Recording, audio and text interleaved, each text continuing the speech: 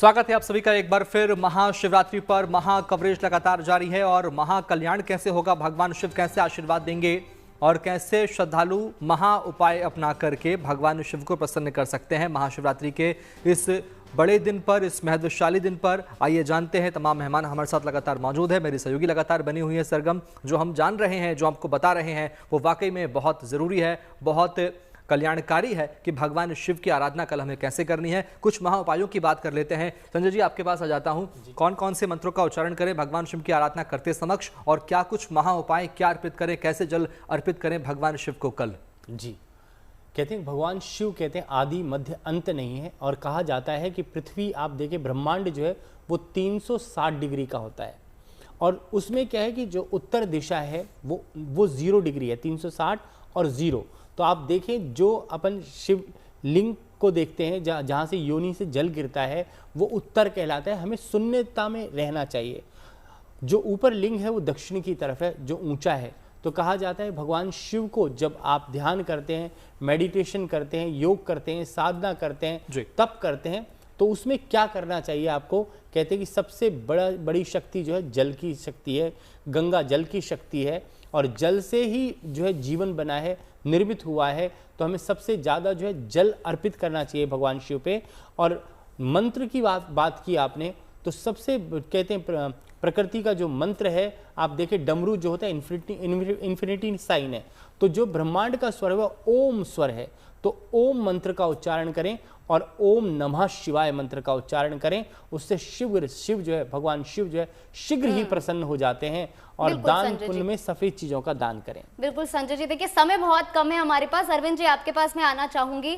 महा उपाय क्या कुछ कर सकते हैं आप संक्षिप्त में हमें बताइए। शुरुआत की 6 राशि क्या कुछ करें भोले बाबा को प्रसन्न करने के लिए महाशिवरात्रि पर? जी, संक्षिप्त में बता दूं कि देखिए, आप शिवरात्रि में भगवान शिव की 4 पहर की पूजा करें। प्रथम पहर की पूजा में आप जो है भगवान का दुग्ध से अभिषेक करें। द्वितीय पहर की पूजा में दधी से अभिषेक करें। तृतीय पहर की पूजा में आप जो है घृत से अभिषेक करें। और चतुर्थ पहर की पूजा में आप शहद से अभिषेक करें। एक चीज़ विशेष ध्यान देंगे कि जो दंपति हैं वो ग्रंथि बंधन माँ पार्वती और भगवान शिव का गठजोड़ा अवश्य करेंगे। इससे आपका दाम्पत्य जीवन अजर और अमर रहेगा, और जो कहते हैं कि अखंड सौभाग्य आपका बना रहेगा।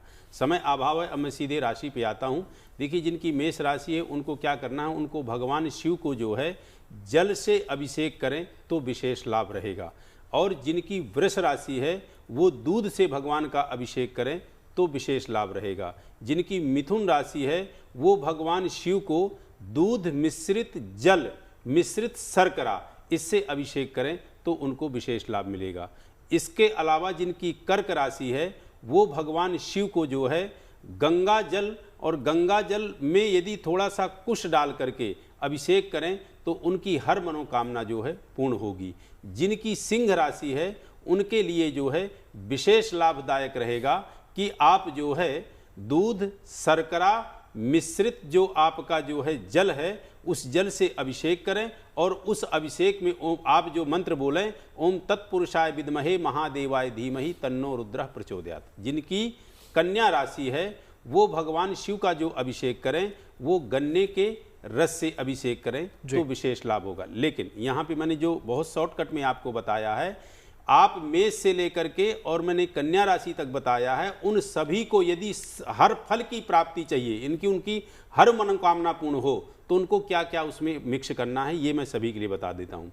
आपका जल हो, जल में आप गंगा जल डालें, उसमें आप थोड़ा केसर डालें, उसमें थोड़े तिल डालें, उसमें आप दूध डालें, उसमें आप शर्करा डालें, और उसको फिर आप जो है मिश्रित करके और भगवान शिव के महामृत्युंजय से यदि आप चढ़ा सकते हैं तो अति उत्तम है। और जो पुरुष हैं ओम नमः शिवाय बोलें, जो महिलाएं हैं नमः शिवाय बोलें। और मान लीजिए ये कुछ भी आपके लिए संभव नहीं है तो आप जल अपने घर से ले जाएं, मंदिर के भरोसे ना रहें। मंदिर से जो चीज़ आप चढ़ाते हैं पहले ही फल जो है आधा आपका कट जाता है, और आप अपने घर से शिवालय नंगे पैर जाएं और जल लेकर के जाएं और फिर वहां अर्पित करें। और दंपति दोनों पति पत्नी साथ में जाएं। यदि दिन में समय नहीं मिलता है तो रात्रि में अवश्य करें। और मैं दिन के लिए जोर नहीं दे रहा हूँ, रात्रि के लिए विशेष जोर दे रहा हूँ, क्योंकि ये शिवरात्रि है और कहा भी गया है कि जिय बिन देह नदी बिन वारी, तैसे ही नाथ पुरुष बिन नारी। जैसे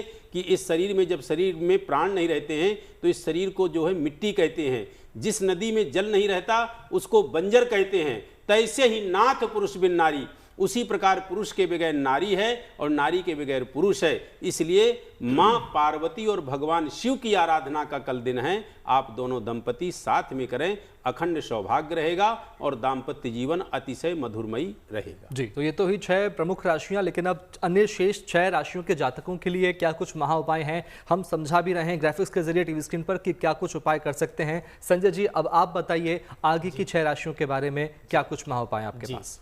देखो, तुला राशि जो है कहते हैं श्वेत राशि है। भगवान शंकर को जो है सफ़ेद चीज़ें ही पसंद हैं, तो तुला राशि वालों को जो है दूध और चंदन जो है और गंगा जल, उससे जो है भगवान शिव को प्रसन्न करना चाहिए और शिव की आराधना करनी चाहिए। कहते हैं कि भगवान शिव को अगर आप जो है दूध, दही, शहद, गंगा जल, पंचामृत करके स्वच्छ जल से स्नान करा दें और उसके बाद जो है त्रिपुंड बना करके और भगवान शिव को जो है चंदन लगा दें वाइट, तो उससे जो है विशेष करके लाभ होता है। और भगवान शंकर तो भोले भंडारी हैं, तुरंत ही प्रसन्न हो जाते हैं। तो तुला राशि वालों को ये महा उपाय करना चाहिए। वृश्चिक राशि जिनकी है, कहते हैं कि वृश्चिक राशि जो है, हम कहते हैं कि मंगल इसके स्वामी है और मंगल शिव के जो पुत्र हैं वो उनको कहा जाता है कि रुद्र रूप में मंगल को ही पूजा जाता है। तो इसलिए जो है आप भगवान शिव को जो है शहद अर्पित करें, क्योंकि नेचुरल चीज़ जो है वो शहद है। कहा जाता है जो प्रकृति से, नेचर से आता है वो शहद है और नाना प्रकार के पुष्पों से जो है मधुमक्खी लेकर के आती है और भगवान शिव को उस शहद को अर्पित कर दें तो भगवान शिव जो है आपको जो वरदान आपको चाहिए भगवान शिव अर्पण करने के बाद ले सकते हैं और भगवान को शीघ्र प्रसन्न कर सकते हैं। पर जब भी अर्पित करें कोई चीज़, उस वक्त ओम नमः शिवाय मंत्र का जाप करते जाएं और भगवान शिव का ध्यान मग्न होकर के चित्त में ध्यान करें और अपने मन को जो है, कहते हैं कि भगवान जो है भगवान शिव जो है त्रिनेत्रधारी हैं, क्योंकि उनको सब कुछ दिखाई देता है। जैसे भाव से अर्पित करेंगे वैसे ही आपको फल की प्राप्ति होगी। अगर हम बात कर लें धनु राशि की, धनु राशि वालों को जो है भगवान शिव को जो है केसर इत्यादि से रिलेटेड दूध और गन्ने का रस इत्यादि जो है अर्पित कर देना चाहिए और पश्चात में जो है दही भी अर्पित करें और भगवान शिव को जो है अपने हाथ से अच्छे से मसल करके स्नान कराएं और उसके बाद स्वच्छ जल अर्पित करें और शिव में मग्न हो जाएं, शिव का ध्यान करते जाएं और शिव के जो महामंत्र हैं जिनमें शिव संकल्पमस्तु आता है, उन मंत्रों का जाप भी आप कर सकते हैं जिनकी धनु राशि है। अब बात कर लेते हैं मकर राशि की। मकर राशि के जो स्वामी हैं वो शनि हैं और कहा जाता है कि आज के दिन मातंग नामक योग भी बन रहा है। तो आज के दिन की बात करें, कल के दिन की बात करें, परसों के दिन की बात करें तो महायोगों के योग बन रहे हैं। तो आपको जो है दूध, दही, शहद, गंगाजल के अलावा जो है बेलपत्र इत्यादि भगवान शिव को अर्पित करना चाहिए और उसके ऊपर राम लिख करके जो है उल्टा बेलपत्र चढ़ा दें और दूध, दही, शहद और गंगाजल से भगवान शिव को जो स्नान कराएं और उसके पश्चात साफ जल चढ़ा करके जनेऊ भी भगवान शिव को अर्पित कर दें जिनकी मकर राशि है। अब बात कर लेते कुंभ राशि की। कुंभ राशि वालों को जल के अलावा क्या अर्पित करना चाहिए? बेर का फल जो है अगर आप भगवान शिव को अर्पित करते हैं, क्योंकि ऋतु फल जो है इस मौसम में जो है बेर आता है, तो बेर भगवान शिव को बहुत ही ज़्यादा प्रसन्न है और एक धतूरे का जो है फूल या धतूरा आप भगवान शिव को प्रसन्न करने के लिए चढ़ा सकते हैं। जिनकी मीन राशि है उनको जल, भांग का अर्पण करना चाहिए भगवान शिव को और दूध, दही, शहद, गंगाजल, पंचामृत से स्नान करा करके और स्वच्छ वस्त्र आखिरी में जो है भगवान शिव को जो है सफ़ेद वस्त्र जो है वो चढ़ाना चाहिए। पार्वती जी को लाल वस्त्र चढ़ाना चाहिए और पूरे शिव परिवार की विशेष करके आराधना करनी चाहिए। सबसे पहले जो है गणेश जी को दूध चढ़ाना चाहिए, उसके पश्चात जो है पार्वती जी, नंदी जी, कार्तिकेय जी और आखिरी में जो है भगवान शिव को जल अर्पित करें और शिव का ध्यान करते जाएं। और कहते हैं कि जल की जब धारा आप छोड़ते हैं, जिस प्रकार से जल एक लोटा जल जब डालते हैं तो ऊपर से अपने हाथ को ऊपर करके और भगवान शिव को जो है ओम नमः शिवाय बोलते हुए चढ़ाते जाएं, उससे भगवान शिव प्रसन्न होंगे और सभी राशि के जो भी जातक हैं उनके जीवन में शुभता मधुरता आएगी। और कहते कि अकाल मृत्यु हरणम सर्वव्याधि विनाशनम, भगवान विष्णु जिस प्रकार से सर्वव्याधियों का नाश करते हैं उसी प्रकार से भगवान शिव भी आपके जो है त्रिगुणाकारम जो मंत्र है आपने सुना होगा, तो भगवान जो है जो भी आपके जीवन में निराशा है उसको दूर कर देते हैं। और जिन लोगों का विवाह नहीं होता उनको भगवान शिव की शरण में चले जाना चाहिए और शंकर भगवान की पूजा करनी चाहिए और गौरी शंकर भगवान की आराधना और गौरी शंकर रुद्राक्ष भगवान शिव का धारण करें, उससे विशेष लाभ रहेगा। संजय जी, बहुत खूबसूरत तरीके से आपने बताया कि अगर बहुत विधि विधान से आप पूजा अर्चना नहीं भी कर पा रहे हैं महाशिवरात्रि के मौके पर, तो वो भोले भंडारी हैं। आप बस सच्चे मन से ये जो तमाम महा उपाय आपको बताए गए हैं वो कर दीजिए, भगवान की जो कृपा है वो आप पर बनी रहेगी। तो चलिए अभी आपको सीधे लिए चलते हैं दिल्ली के भारत मंडपम, जहां से हमारे सहयोगी श्वेता जहां हमारे साथ लगातार जुड़ी हुई हैं और दिखा रही हैं किस तरीके से धर्म और टेक्नोलॉजी का वहां पर अमेलगमेशन जो संगम है, अनूठा संगम देखने को मिल रहा है। तो सबसे पहले आपको वहां लिए चलते हैं और वहां की तस्वीरें दिखाते हैं कि कल शिवरात्रि को लेकर किस तरीके की तैयारियां वहां पर चल रही हैं। ये जो सारे सिंबोलिज्म से जबरदस्ती के जोड़े, बिल्कुल, मैं आपको बता दूं, आपसे थोड़ी देर पहले यहाँ पर भव्य डिवाइन फैशन शो हुआ। विश्वनाथ के विश्वगुरु ये मंच था और इस मंच पर जो भव्यता दिखाई गई है वो आपको मैं यहाँ दिखाती हूँ। दरअसल विश्वनाथ के विश्वगुरु हम इसलिए बोल रहे हैं कि हमारे यहाँ महादेव की पूजा होती है। आप देख सकते हैं महादेव को माता पार्वती और महादेव अर्धनारीश्वर जो रूप जिसको हम पूजते हैं, इस रूप में भारत में पूजा होती है। लेकिन हम बता दें, नाम भले ही अलग हो, देश भले ही अलग हो, लेकिन महादेव के वो अलग अलग रूप है जो दूसरे देशों में भी उसकी पूजा होती है। वो रूप यहाँ पर हमारे सामने आए हैं। तो अब अगर आपने भारत देख लिया, भारत में हम महादेव की पूजा अर्धनारीश्वर रूप में करते हैं। आप कहाँ से हैं? हम नेपाल से। श्री पशुपतिनाथ भगवान का रोल, श्री पशुपतिनाथ भगवान का रूप इन्होंने धारण किया है। आप ये देख सकते हैं, नेपाल में शिव जी की पूजा होती है पशुपतिनाथ के रूप में। बहुत बड़ा मंदिर है, हम सभी जानते हैं। और ये वहाँ पर पशुपतिनाथ के रूप में यहाँ पर वो आए हैं। आप कौन सा देश? मैं इंडोनेशिया बाली से बटारा गुरु का किरदार निभाया है और वो हमेशा मौन और साधना में रत रहते थे। हमेशा साधना में ध्यान रत और मौन रूप में धारण करके उन्होंने विश्व को अपने ऑरा, अपनी एनर्जी ऐसे फैलाई जैसे। और अच्छा, ये बताइए कि हम देख रहे हैं आपके भी त्रिनेत्र हैं, भोलेनाथ के त्रिनेत्र हैं, हम जानते हैं। लेकिन आप इंडोनेशिया के जो आप गुरु बने हैं, तो उनके भी इसी तरह से त्रिनेत्र? देखिए, ये त्रिनेत्र भोलेनाथ का सिंबलाइज करता है कि हर व्यक्ति के अंदर एक तीसरा नेत्र है जो एक पूर्ण गुरु के द्वारा ही खुलता है। जब पूर्ण गुरु आपको दीक्षित देता है तो तीसरा नेत्र खुलता है। और दिव्य ज्योति जागृत संस्थान यही काम कार्य कर रहा है। गुरु महाराज जी, आशुतोष महाराज जी यही काम कर रहे हैं। आप किस देश को रिप्रेजेंट कर रहे हैं? जापान से। जापान से। और जापान में जिस रूप को, इसी रूप को, भोलेनाथ के इस रूप की पूजा की जाती है, इसे क्या कहते हैं वहाँ पर? डाइकोकुटेन। डाइकोकुटेन। और इनकी पूजा की जाती है और बिल्कुल भोलेनाथ की तरह। जी, रुद्र रूप उनका, रुद्र रूप है वहाँ पर, रौद्र रूप है उनका भोलेनाथ। तो डाइकोकुटेन को आप देख रहे हैं, जिसे आप देख के एक नजर में मुझे भी लगा कि अरे ये तो हमारे भोलेनाथ हैं। लेकिन आप जाएंगे तो आप जापान में आप खुद भी अगर सर्च करेंगे तो आपको लगेगा कि ये हमारे भोलेनाथ है। लेकिन इसी रूप में जापान के लोग इनकी पूजा करते हैं। आप किस देश को रिप्रेजेंट करते हैं? मैं तिब्बत देश को रिप्रेजेंट करता हूँ, जिसमें तिब्बत में शिव रूप को अवलोकितेश्वर नाम से जाना जाता है। अवलोकितेश्वर। आप जरा सामने आएंगे यहाँ पर, आप जरा इनके पूरे आप गेटअप को देखिए। हालांकि ये तो पोर्ट्रे कर रहे थे, लेकिन आप अंदाजा लगाइए कि तिब्बत में भी अवलोकितेश्वर के नाम से इस तरह से भगवान की पूजा की जाती है। अगर अभी हम देख रहे थे, दोनों के समावेश की बात कर रहे थे, तो भोलेनाथ से ये कैरेक्टर कितना मिलता है? भोलेनाथ से ये कैरेक्टर बहुत रिप्रेजेंटेटिव है। हम जब भोलेनाथ से ये कनेक्ट करते हैं, it represents compassion, leaving the all worldly desires, and it represents that we should indulge ourselves with compassion. और हमें जितना compassion मिलेगा उतना अच्छा रहेगा। तो this represents that. भोलेनाथ से बहुत करीब है ये कैरेक्टर। वैसे ही अगर पशुपतिनाथ की बात करें, पशुपतिनाथ तो भारत से भी बहुत लोग जाते हैं पशुपतिनाथ वहां पर पूजा करने के लिए। तो आप कुछ कहना चाहेंगे इस कैरेक्टर को भगवान भोलेनाथ से ये कितना करीब है? पशुपतिनाथ कैरेक्टर है जो जीव जंतु हैं उनसे भोलेनाथ के प्रेम को दर्शाता है। जो निर्जीव हैं, जो जीव हैं, जो बोल नहीं सकते, उनके प्रति प्रेम जो है भोलेनाथ का, उसके प्रति रूप है। हमने शिव तांडव देखा और रौद्र रूप हमने शिव का देखा है, तो आपका जो है गेटअप, आपने एक बार फिर से वो नाम बताइए जो भोलेनाथ।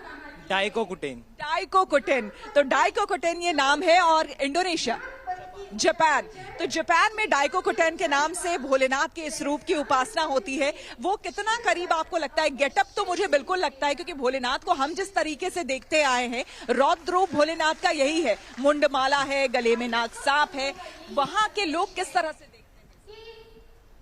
मुझे लगता है ये जो शिव जी का रूप है, ये दोनों ही एक दूसरे से कनेक्टिव है और ये दोनों ही एक ही है। मैं ये मानता हूँ कि ये दोनों एक ही है। आप भोलेनाथ के आप में से कितने लोग हर हर महादेव। एक बार जयकार। बिल्कुल। नमः पार्वती पते हर हर महादेव। और देखिए, चूंकि भारत की बात हो रही है, हमारे देश की बात हो रही है, तो हमारे देश में अर्धनारीश्वर स्वरूप की यहाँ पर पूजा होती है। आपने एक तो सबसे पहले ये दिव्य रूप देखकर ही मन में ऐसी श्रद्धा, ऐसी भावना आती है, मैं क्या ही बताऊं। आप जब ये पूरी तैयारी कर रहे थी, आपको कैसा लग रहा था? जब मैं खुद इसकी तैयारी कर रही थी तो मैंने बहुत रिसर्च की थी कि माता पार्वती के लास्य भाव और शिव जी के तांडव भाव, वो दोनों का समावेश इतनी पूर्ण रूप से मिला है कि लगता है कि एक अनोखा ही रूप है, और फिर इसी वजह से हम महाशिवरात्रि मनाते हैं। अगर मैं आपको थोड़ा सा मेरी तरफ टर्न हो जाए, मेरी तरफ, अब आप ये रूप देखिए, मैं कैमरामैन को बोलूंगी जरा दिखाने के लिए, ये रूप देखिए, तो ये भोलेनाथ का कोई आप अब ये कर सकती हैं? हाँ, ये अब देखिए, ये अब इन्होंने एक, ये देखिए शिव जी जिस तरह से डमरू हाथ में लेते हैं, अलग अलग उनकी जो मुद्राएं हैं, आप देखिए, अगर इधर से देखेंगे तो आपको शिव नजर आएंगे, और आप इस तरफ जरा टर्न हो तो माता पार्वती, जो अर्धनारीश्वर, जिस तरह से हम कह रहे हैं कि अर्धनारीश्वर का रूप, क्योंकि प्रभु ने माता पार्वती को अपने ही अंग में स्थान दिया था। और ये दर्शाता है भारत में कि किस तरह से हम जब समानता की बात करते हैं, इक्वालिटी की बात करते हैं, हम हमारे देश में स्त्री और पुरुष के समानता की बात करते हैं, तो इस समानता की बात करते हैं। आपको खुद कैसा महसूस हुआ? मैंने जब ये कैरेक्टर किया तो मुझे इतना दिव्य महसूस हुआ, और इससे ये है कि जो वुमेन्स में एक शक्ति है कि वो अलग नहीं है, नारी और पुरुष बिल्कुल अलग नहीं है, दोनों एक ही है। तो मुझे बहुत ही खुश हुआ, और सर्वश्री आशुतोष महाराज जी की कृपा से मुझे ये कैरेक्टर करने को मौका मिला, बहुत मुझे खुशी हुई, और ऐसे दिव्य आनंद प्राप्त हुआ है। सामने आप देखिए, कल महाशिवरात्रि है, पूरे देश में हर्षोल्लास है कल महाशिवरात्रि को लेकर। आप लोग किस तरह से इसे मनाने वाले? ध्यान से मेडिटेशन। आप भी ध्यान भी, विचार भी, और सबको कल्याण की भावना के साथ एक त्रिनेत्र का संदेश देते हुए। दिव्य ज्योति जागरण संस्थान के मंच पर, जागृति संस्थान के मंच पर हैं। आप ये बताइए कि यहाँ से अगर मैसेज जाता है लोगों को महाशिवरात्रि को किस तरह से मनाना चाहिए? बिल्कुल श्वेता बन रही है हमारे साथ में। एक बार फिर हमारे तमाम ज्योतिषियों का रुख कर लेते हैं। अरविंद जी, आपसे समझ लेते हैं अंत में चलते चलते कि कल जब भगवान शिव की हम आराधना करेंगे तो माता पार्वती की उपासना भी उनके साथ बहुत ज़रूरी हो जाती है, चूंकि शिव और शक्ति का संगम होता है। कैसे मनाएं, कैसे आराधना करें माता पार्वती और भगवान शिव की एक साथ? कोई ऐसा एक मंत्र, एक महाउपाय बताएं प्लीज। जी, बड़ा बढ़िया प्रश्न किया आपने। अभी जो श्वेता जी दिखा रही थी वो भी अर्धनारीश्वर का। एक बात मैं पहले क्लियर कर दूं कि जो शिव शब्द है, शिव में जो ई है वो शक्ति है और शव माने भगवान शिव हैं। यदि शिव शब्द से ई हटा लिया जाए तो शव का कोई महत्व नहीं है, और यदि सौ भर रहे तो कोई शक्ति का महत्व नहीं है। मैं आपको बता दूं कि कल जो भगवान आप शिव का पूजन करेंगे तो मात्र भगवान शिव के पूजन मात्र से 5 देवताओं का पूजन हो जाता है। किस किस का? जो हमारे शास्त्रों में कहा गया तस्मा शास्त्र प्रमाणेना, हमारे शास्त्र में पंचायतन देवता का प्रमाण मिलता है। नंबर 1 गजानन गणेश, भगवान विष्णु, भगवान शिव, भगवती दुर्गा और भगवान सूर्य। तो जो भगवान गणेश है उनके पुत्र के रूप में, बाल रूप में पूजन हो जाता है जब भगवान शिव का पूजन करते हैं। जो शक्ति है माँ पार्वती, वो दुर्गा के रूप में उनका पूजन हो जाता है, क्योंकि शक्ति उनको अपने कर में लिए हुए हैं। और जो भगवान विष्णु हैं वो भगवान शिव के इष्ट हैं, इसलिए वो हृदय में विराजमान हैं। अब बचे आपके जो है भगवान सूर्य, तो सूर्य उनके नेत्र हैं भगवान शिव के। अब भगवान शिव का जो पूजन करते हो तो स्वयं भगवान शिव हैं। तो कहने का तात्पर्य कि भगवान शिव का की जो आप आराधना करते हो तो पंचायतन देवता की अपने आप में आराधना परिपूर्ण हो जाती है। क्रम चढ़ाने का क्या है, बड़ी स्पीड से मैं बोलता हूं। इसके बाद आप जो है तो उसको इसी तरह से करना, दूध, दूध के बाद जल, दही, दही के बाद जल, घृत, घृत के बाद जल, शहद, शहद के बाद जल, इसके बाद चीनी, चीनी के बाद जल, पांचों को मिला के पंचामृत, पंचामृत के बाद जल, अष्टगंध से स्नान कराएं, गंधोदक से स्नान कराएं। इसके बाद फिर उनका आप श्रृंगार करें, वस्त्र पहनाएं, जनेऊ पहनाएं, और फिर इसके बाद भस्म, भस्म के बाद चंदन, अक्षत, फिर आप जो है पुष्प, पुष्प के बाद बेलपत्र, दूर्वा, इसके बाद आपका जो है फिर इत्र, अंग आभूषण आदि चढ़ाते हुए उनको आप जो है नैवेद्य, नैवेद्य के बाद उनको आप फल, मीठा आदि करके और फिर आप अपने विशेष मंत्र का जाप करें, जो आपको मंत्र का जाप करने मैंने संक्षिप्त में बताया क्योंकि समय की अभावता है, बाकी आप अपने अनुसार कर लें। जैसे आपने कहा कि समय हमारे पास कम है, एक सवाल और ले लेते हैं संजय जी आपसे। शुभ मुहूर्त, सबसे महत्वपूर्ण सवाल, 4 पहर में जो है पूजन होती है भगवान शिव की, क्या शुभ मुहूर्त रहेगा चारों पहर में? जी, बड़ा सुंदर प्रश्न किया है। कहा जाता है कि शाम को का जो पूजन है और शाम के वक्त जो है 6:11 से लेकर के 9:09 तक का जो टाइम है वो बड़ा शुभ मुहूर्त रहेगा, पहला शुभ मुहूर्त रहेगा। फिर उसके बाद में दूसरा मुहूर्त रहेगा 11:11 तक, और तीसरा मुहूर्त निशारात्रि में रहेगा 12:15 तक, और चौथा पहर सुबह के टाइम में रहेगा। पर इसमें जो है निषिद्ध रात्रि की बात अभी अरविंद जी ने बड़ी सुंदर शब्दों में बताई। वो टाइम क्या है, 12:09 से लेकर के और रात को 1:01 तक का जो समय रहेगा वो निषिद्ध काल कहलाता है। उसमें अगर आप पूजा, ध्यान, मेडिटेशन, योग, साधना, भगवान को अर्पण, ये सब कुछ करते हैं तो वो एक ऐसा मुहूर्त है जो जीवन में बड़ी ही शुभता भर देता है। और उस मुहूर्त में जब आप पूजा करते हैं तो आपके सभी के सभी मनोरथ जो है शीघ्र ही सिद्ध हो जाते हैं और भगवान शिव की पूर्ण कृपा आपके ऊपर बन जाती है। और कहते हैं कि भगवान शिव जो है ऐसे भोले भंडारी हैं कि सब कुछ जो है तुरंत ही आपके जीवन में संपन्नता दे देते हैं। पर आपको श्रद्धा, मन और विश्वास से जो है उनका पूजन करना चाहिए, जिससे कि आपको उनकी शक्ति और भक्ति, कहा जाता है अर्धनारीश्वर क्या है, शिव और पार्वती दोनों की शक्ति आपके जीवन में आ जाती है। और उसके लिए एक विशेष मंत्र जो आपने अभी पूछा था, ओम जजाग्रतो दूर मुदयति दैवम तदु सुपतश तथैवैति दूरम गणम ज्योतिषाम ज्योतिरेकम तन्मे मनः शिव संकल्पमस्तु। जो तन और मन में रमा हुआ है वो भगवान शिव है, उनकी आराधना करें, जिससे कि आपके जीवन में शुभता, सफलता और सम्मान की प्राप्ति हो और भगवान शिव की पूर्ण कृपा आप सबके ऊपर बनी रहे। बिल्कुल, तो महाशिवरात्रि पर ये महा कवरेज आप देख रहे थे और रौनक शिवालयों में देखते ही बन रही है। आप दोनों का बहुत शुक्रिया, अरविंद शुक्ला जी, संजय शर्मा जी जुड़ने के लिए। श्वेता झा आपका भी बहुत शुक्रिया तस्वीरें दिखाने और आनंदम के बारे में विस्तार से बताने के लिए। तो ये थी महा कवरेज जिस पर आपने देखा कि कैसे महाशिवरात्रि पर हम भगवान शिव को आराधना कर सकते हैं, उनको प्रसन्न कर सकते हैं, क्योंकि भगवान शिव देंगे महावरदान, करेंगे महाकल्याण। इसी कामना के साथ आप देखते रहिए गुड न्यूज़ टुडे। नमस्कार।